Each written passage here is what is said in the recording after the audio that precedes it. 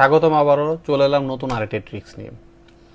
আপনারা টাইটেল দেখেই বুঝতে পেরেছেন যে আমি ডাটা ভ্যালিডেশনের কথা বলছি। তো ডাটা ভ্যালিডেশন বলতে আমরা সাধারণভাবে বুঝে থাকি ড্রপ ডাউন মেনুটাকে, কিন্তু ডাটা ভ্যালিডেশনের মধ্যে আরও কিছু কাজ রয়েছে। চলুন আজকে দেখে আসা যাক ডাটা ভ্যালিডেশনের এ টু জেড। তো তার আগে যদি আপনি আমার চ্যানেলে নতুন হয়ে থাকেন, প্লিজ সাবস্ক্রাইব মাই চ্যানেল। নতুন নতুন ভিডিওর আপডেট পেতে পাশে থাকা বেল আইকনটি প্রেস করুন। চলুন দেখে আসি ডাটা ভ্যালিডেশনের। তো প্রথমে আমি আমার এক্সেলের একটা ডেমো ফাইল ওপেন করছি।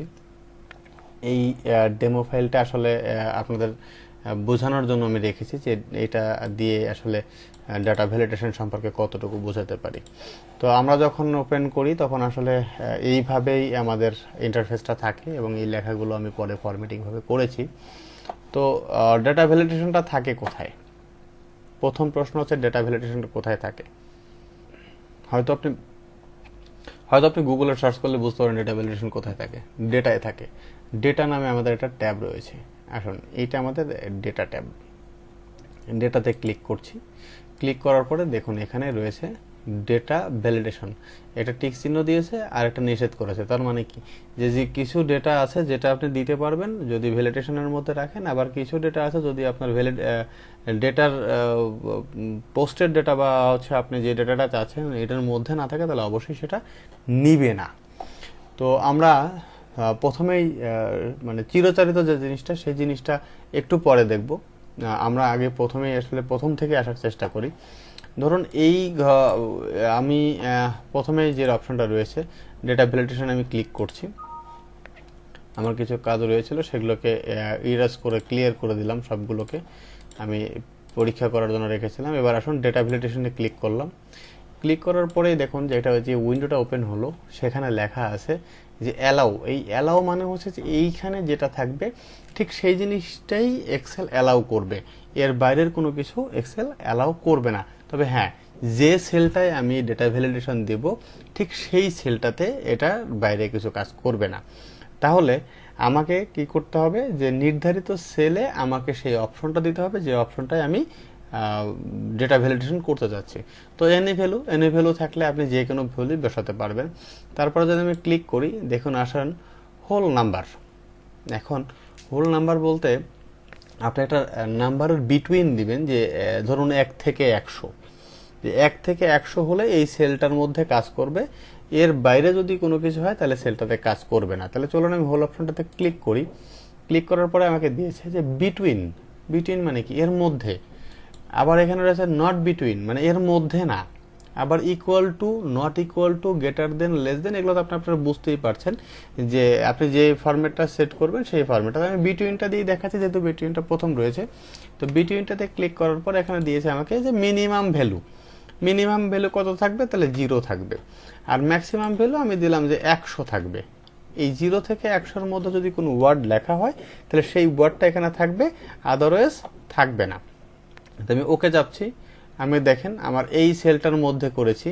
তো আসলে এই সেলটাই না করে যদি আমি এক্সাম্পলটা একটু অন্য কোথাও দেখাই, আমি এটা পেজ প্রিভিউ থেকে নর্মাল প্রিভিউতে যাই, আমি এইখানটাতে দেখাই। আমি সেমভাবে যাচ্ছি, এনি ভ্যালু থেকে ক্লিক করে হোল নাম্বারে যাচ্ছি।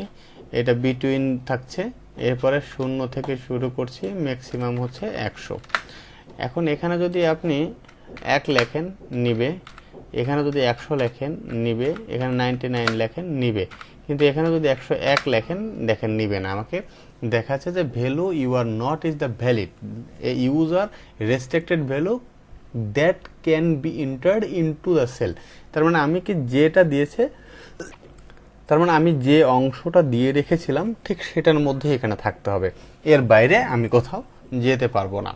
তাহলে আসুন এটা পরিবর্তন করে আমি এখান থেকে ডিলিট করে দিচ্ছি, এবং এই সেল থেকে আমি ডেটা ভ্যালিডেশনটাকে রিমুভ করে দিতে হয় কীভাবে সেটাও দেখাচ্ছি। এই সেলটাতে রেখে ডেটা ভ্যালিডেশনে যাবেন এবং এখানে clear data validation circle clear করে দেবেন। দেখেন এখন যদি এখানে 5000ও লেখেন তাও থাকবে। সরি, ক্লিয়ারটা হয়নি, আমি আবারও ক্লিয়ার করছি।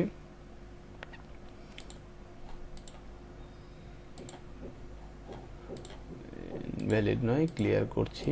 এটা ক্লিয়ার করতে গেলে এখানে এসে এনে ভ্যালু দিতে হবে, দিয়ে ওকে করতে হবে। এখন দেখুন যেটাই দিবেন আপনি সেটা থাকবে। এরপরে যেটা রয়েছে এই ঘরের পরে অংশটা দেখাচ্ছি, যে এখানে রয়েছে ডেট। আমি আসলাম আবারও এনে ভ্যালুর পরিবর্তে, ডেসিমেলটার খুব কাজ কম, লিস্ট। এই লিস্টটাই হচ্ছে আসলে আমরা ড্রপ ডাউন মেনু হিসাবে বুঝে থাকি। তাহলে লিস্ট হিসাবে আমি যদি দেই, তাহলে লিস্ট হিসেবে যখন দিব তখন আমাকে একটু এখানে বড় একটা ঘর সিলেক্ট করে নিই, যাতে করে আমি একটু বোঝানোর সুবিধা বা কিছু জায়গা নিতে পারি। তো আমি একটু উপরের দিক এইখানে নিচ্ছি, এখান থেকে এই পর্যন্ত সিলেক্ট করে নিলাম যে এর মধ্যে আমার ড্রপ ডাউন মেনুটা থাকবে। তারপর ডেটা ভ্যালিডেশনে ক্লিক করার পর নতুন উইন্ডো, এখান থেকে লিস্ট থেকে আমি এখন সোর্স দিব, মানে কোন জায়গা থেকে ডাটাটা পাবে। তো আমি এখানে দেখুন আগে কপি করে রেখেছিলাম কয়েকটা ডেজিগনেশন, এটাকে পুরোটা সিলেক্ট করে দিচ্ছি। সিলেক্ট করে দেওয়ার পরে আমি কি করব, জাস্ট ওকে চাপবো। এখন দেখুন এই ঘরটা ক্লিক করার সঙ্গে সঙ্গে এখানে একটা অ্যারো বাটন চলে আসছে। দেখুন এখানে সবগুলো যে দিয়েছি সবগুলো অ্যারো বাটন চলে আসছে। অ্যারো বাটনে ক্লিক করলে এখানে দেখুন ওই যে manager, senior executive officer and senior officer, যে ডাটাগুলো এখান থেকে দিয়েছিলাম ঠিক সেই ডাটাগুলো এখানে শো করছে। আপনি চাইলে এখান থেকে এটা সিলেক্ট করে দিতে পারবেন। এখন যদি আপনি এখানে এসে এখানে লিখতে চান যে জুনিয়র অফিসার, তাহলে কিন্তু এটা নিবে না, কারণ এটা ভ্যালিড না। তো এই ছিল ড্রপডাউন মেনুটা। ড্রপডাউন মেনুটা খুব সহজ, কিন্তু অনেকেই আসলে না জানার কারণে তার কাছে কঠিন মনে হয়। তো আমি এটাকে ক্লিয়ার করে দিচ্ছি। আবার এনে ভ্যালুতে চলে যাচ্ছি এবং এখানে আর কোনো ডাটা ভ্যালিডেশন নেই। এখানে আপনি যে কোনো ওয়ার্ড এখন লিখতে পারবেন। এরপরে রয়েছে ডেট। এখন এই ধরেন এই শীটটা আপনি মে মাসের সকল ডেট লিখবেন, এর আগে বা পরে কোনো ডেট থাকবে না। আমি ডেটে ক্লিক করেছি, বিটুইন দিয়েছি, বিটুইনটা দেখাচ্ছি। আপনারা আপনাদের মতো করে not equal to between, not equal to between, greater than, lesser than দিতে পারেন। আমি আসলে এটা দেখাচ্ছি যেহেতু প্রথম রয়েছে, সবগুলো দেখাতে গেলে ভিডিওটা অনেক বড় হয়ে যাবে। তো সেক্ষেত্র থেকে আমি এখানে ডেট রেঞ্জ দিচ্ছি। তাহলে আমি ডেট রেঞ্জটা ঠিক যেভাবে দিব আমাকে ডেটাগুলো সেভাবে ইনপুট করতে হবে। তাহলে আমি দিচ্ছি 01-05-2021। এখান থেকে শুরু করে মে মাস 31-এ, তাহলে 31 তারপর 05-2021 ওকে দিলাম। আমি এই সেলটার মধ্যে অন্য ডেট লিখতে গেলে লিখতে পারবো না। আপনি দেখুন আমি যদি চেষ্টা করি, দেখুন আমার এটা লিখতে দিচ্ছে না। কিন্তু যদি আমি কোনো কারণে এই 4-এর জায়গা পাস করে দেই, তাহলে দেখেন আমি লিখতে পারছি। এর অর্থ হচ্ছে যে আমি এখানে যে ভ্যালিডেশনটা দিয়েছি ঠিক সেই ভ্যালিডেশনের ডেটাটাই আমাকে এখানে ইনপুট করতে হবে। একইভাবে আপনি চাইলে টাইম রয়েছে, টেক্সটের লেন্থ রয়েছে, কতগুলো টেক্সট দিবেন, আপনি যদি কাস্টমাইজ করতে চান তাহলে কাস্টমাইজও করতে পারবেন ফর্মুলা। তো এইভাবেই আসলে ইনপুট কোনো মেসেজ দিতে চাইলে দিতে পারবেন, এরর অ্যালার্ট দিলে সেগুলো ঠিক করতে পারবেন। যেহেতু আমার এখানে অংশ রয়েছে, তো এখানে আমি অপশনগুলো চাপতে পারছেন। দেখুন এখানে টাইটেল দেখাবে, ইনপুট মেসেজ, এই সেলটার মধ্যে কি ডেটা দিয়েছেন সেগুলো দেখাবে, এররটা দেখাবে। তো আমি এগুলো নিয়ে পরবর্তী আরেকটা ভিডিওতে আপনাদেরকে এটা ক্লিয়ার করতে দেওয়ার চেষ্টা করব। ততক্ষণ পর্যন্ত ভালো থাকুন, সুস্থ থাকুন। নতুন ট্রিক্স নিয়ে আবারও চলে আসবো আপনাদের মাঝে খুব তাড়াতাড়ি।